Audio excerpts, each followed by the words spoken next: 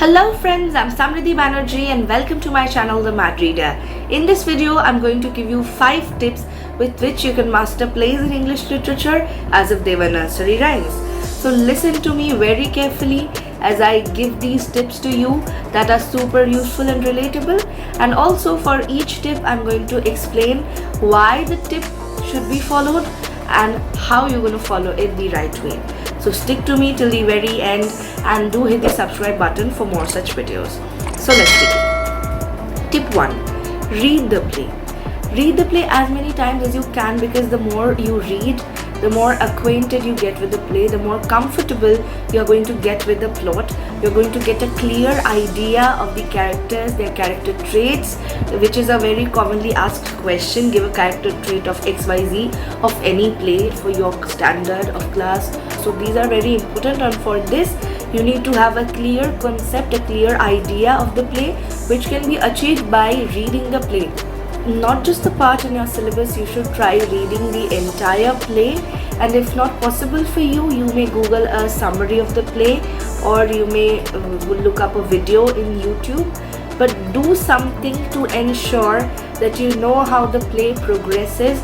That's my advice. It's a very important thing, because if you have read the play, you are ready at a moment's notice. Preparation won't take much time, because this is English, this is not geography or history that you need to mug up the entire thing. But that point as well would be discussed in another tip. Number 2, enact the play. Now what do I mean by enacting the play? I'm going to illustrate this point with an example. I'm going to read an excerpt from the play Julius Caesar from Act 1 and Scene 1 to show you 2 different ways of preparing or reading a play. Now in this excerpt, Marullus, a Roman tribune or official, is reproaching or rebuking the citizens of Rome because they are rejoicing in triumph of Caesar, who has won over Pompey, the previous ruler or leader of Rome, in a civil war. So let's see what he has to say. First, I'm going to read in the way that you guys normally read, and in the second way, I'm going to enact and put expressions. Okay, let's start. Wherefore rejoice, what conquest brings he home, what tributaries follow him to Rome, to grace in captive bonds his chariot wheels, you blocks, you stones, you words and senseless things, oh you hard hearts, you cruel men of Rome, blah blah blah. I got all out of breath, and if this is the way you read, preparation is going to be tough for you. But let's see the second way of reading before we venture to draw conclusions further. Wherefore rejoice, what conquest brings he home, what tributaries follow him to Rome, to grace in captive bonds his chariot wheels, you blocks, you stones, you worse than senseless things, oh you hard hearts, you cruel men of Rome, and it goes on. So you can see in the second way I'm putting on a lot more effort, and I'm putting expressions, and I'm enacting. In short, I'm enacting the play. Because believe me, Shakespeare never wrote his plays even dreaming in his wildest nightmares that his plays would someday be taught by a teacher to a student in schools. So his plays are overly dramatic, and they should be, because that's the way plays are. So if you do not put that drama into the play, you are not enjoying the play, and as you enact, feelings that you put in your play are going to help you to understand, to retain more of the play.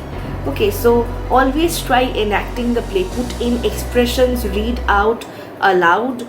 That is a better way to prepare for plays.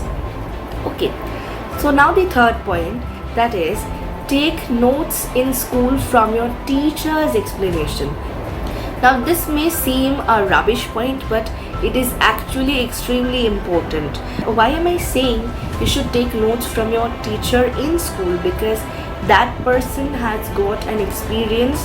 That person in all probabilities goes for checking of ICSE papers. So that person's ideologies, that person's thinking or explanations are going to be at par with the answers that you need to write in your paper. So be attentive in class and take down as much notes as possible. I'm encouraging you to take notes. You should take down the notes because those notes are very helpful. I found them very helpful personally. And if you feel that your tuition teacher's ideas, explanations, or your own interpretation of the play is not completely coinciding with the one given by your school's teacher, contradict her in that moment and get it cleared. You should not keep it till the last day of the examination and write a muddled answer in your answer script. So try to be attentive and interactive in class. It helps a lot, believe me. The second last point for us is don't try to memorize the play.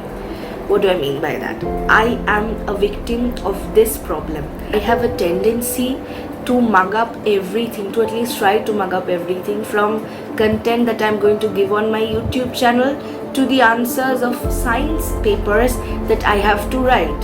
So I want to mug up everything because that seems a safe way. From personal experience, I have learned that the more you read the play, as I said, you're going to get more marks.